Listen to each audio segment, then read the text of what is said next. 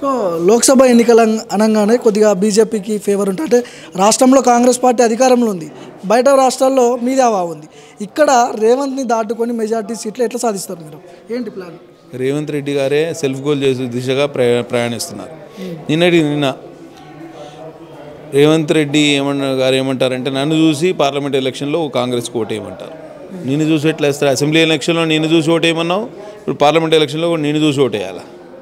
ఇప్పుడు నువ్వు ప్రధానమంత్రి అభ్యర్థిగా రాహుల్ గాంధీని నిల్చోబెట్టినప్పుడు రాహుల్ గాంధీ వర్సెస్ నరేంద్ర మోడీ వాతావరణం తయారైనప్పుడు మళ్ళీ అంటే రాహుల్ గాంధీ పేరు చెప్తే ఓట్లు పడేవి నువ్వు డిసైడ్ అయిపోయావు. కాబట్టి నన్ను చూసి ఓట్లు వేయమని అనడంలోనే ఆయన డొల్లతనం అంతా బయటపడుతుంది. కాబట్టి ఇప్పుడు జరిగే జాతీయ స్థాయి ఎన్నికలు ఇక్కడ కేవలం కాంగ్రెస్ అధికారంలో ఉందని ఎవరైనా ప్రజలు కాంగ్రెస్కు ఓటేస్తే దాంట్లో వృధానే. కాంగ్రెస్ అధికారంలోకి వచ్చే అవకాశం ఏమాత్రం లేదు. ఊరికే ఓటు వృధా చేసుకోవడం కన్నా భారతీయ జనతా పార్టీకి ఓటేసి నరేంద్ర మోడీ నాయకత్వాన్ని బలపరిస్తే తెలంగాణ రాష్ట్రం కూడా అభివృద్ధి దిశగా పయనించడానికి మేమందరం ఇప్పుడు 8 మంది ఎమ్మెల్యేలను గెలిచాం, ఇంకో 8-10 మంది ఎంపీలు గెలిచారనుకోండి.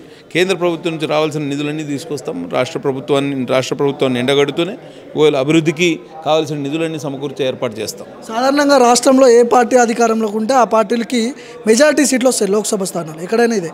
ఇక్కడ ఎట్లా మరి? కాంగ్రెస్ పార్టీ అధికారంలో ఉంది, మీరేమో కేంద్రంలో అధికారంలో ఉన్నారు.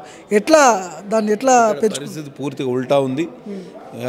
రాష్ట్రంలో కాంగ్రెస్ అధికారంలో ఉన్నా కానీ పార్లమెంట్ ఎన్నికల్లో ప్రజలు మీరు ఎక్కడ పోయినా 10 మందిని అడగండి, ఎక్కడైనా కాంగ్రెస్ రాష్ట్రంలో అధికారంలో ఉంది కానీ కేంద్రానికి వచ్చే వరకు నరేంద్ర మోడీ నాయకత్వాన్ని బలపరుస్తామని మెజారిటీ ప్రజలు అభిప్రాయం వ్యక్తం చేస్తుంది. మీరు చూడండి, పార్టీ 8 నుంచి 10, కొంచెం వాతావరణం అనుకూలిస్తే 12 నుంచి 14 సీట్లు గెలిచే అవకాశం ఉంది భారతీయ